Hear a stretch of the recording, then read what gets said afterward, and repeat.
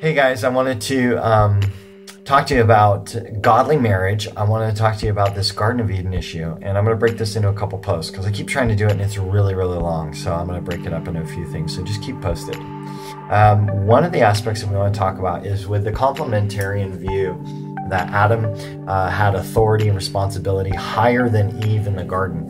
We know that he was first, okay? We know Adam was created first. Adam had the opportunity. He named all of the animals, and he was given instruction about that. And then he couldn't find a suitable helper, and God created one for him called Eve. And of course, we understood that Eve was created as a comparable equal that was able to meet specific needs that Adam had that he would not be able to meet on his own, which is the concept of help. And so this idea of a suitable, which is a comparable or equal, similar, almost to be exactly alike in that form. And so we see that there's an equality with the suitableness, and the helper is not an issue of being below or subservient. It's just not used that way in the Hebrew.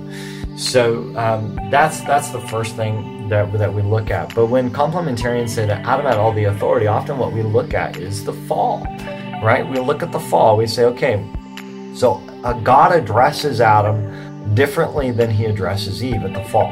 And he said, because you heeded the voice of your wife and you ate the fruit, right? I mean, we know that God does hold Adam accountable for not obeying the voice of God. And he holds Eve accountable differently than he does Adam.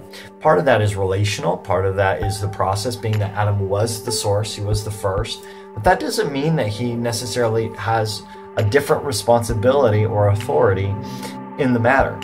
And we'll talk about Romans 5 and 1 Corinthians 14. We'll talk about some of these passages here coming up.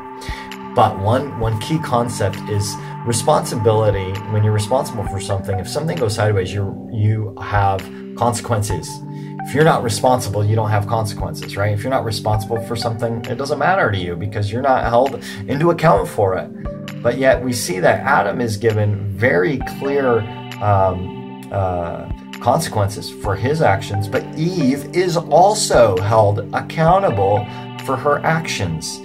So we've got I think just on the surface level, we've got a problem there. So often what happens at this point is then we in order to maintain this concept of male leadership over the woman, that is God's plan, what we have to do is then go look and find passages that we think would support that.